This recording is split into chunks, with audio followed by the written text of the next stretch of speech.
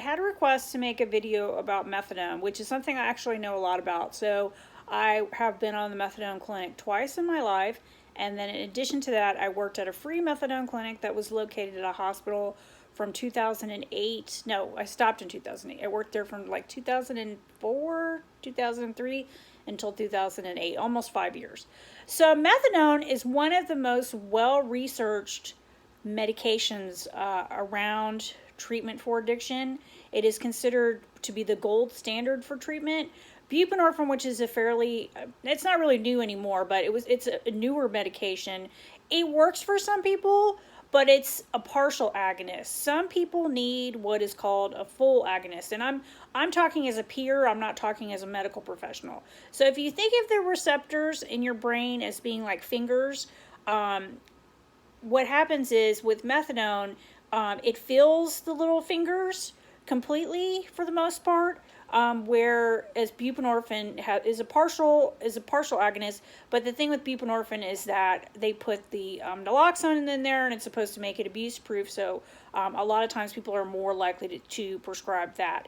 In addition, methadone is very problematic because of the methadone clinic system, which is absolutely a pain in the ass. The federal regulations around methadone, for most part in the United States, unless your clinic is closed, you have to go to the clinic at least 90 days before you can get one take-home dose.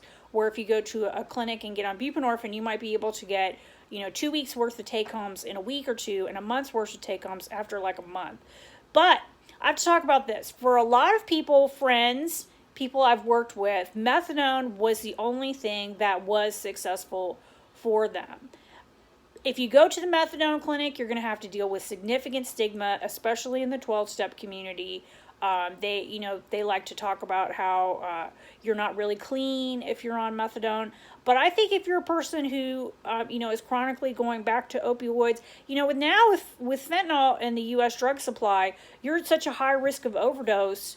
It's really important to think about things like, is this going to help me in terms of my overdose prevention plan? Also, some people find if they have chronic pain issues, the way that they've been cutting people off of pain medications in the United States, it's not prescribed in this case for pain, but it can help with that. So, and a lot of times people say, well, I don't want to be on it forever. Well, research shows most people are not on it forever. But I don't really see, an issue if you are. The issue is having to go to the clinic, the hassle of the drive, whatever.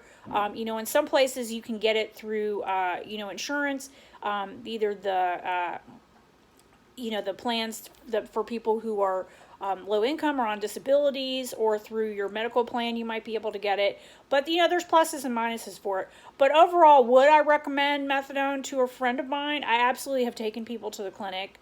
I think it's worth, it's worth looking into if it seems like something that might work for you. And if nothing else has really worked, you have nothing to lose. I mean, it's something worth trying. As I said, I've been on 2 different times myself. The first time it really helped me, but I started using other drugs. The second time I just really wasn't ready. I really wasn't ready to work for me. But I had made up my mind this last time, if things didn't work out with me going to rehab and stuff like that, I was just going to go on methadone and stay on it for the rest of my life. So that's my take on methadone. There's pluses, there's minuses. It's a very effective treatment. There's a lot of stigma around it. The clinic system sort of sucks. You have to taper to get off of it. Some people don't like that. But that's my peer-based opinion. My 2 cents. Thank you.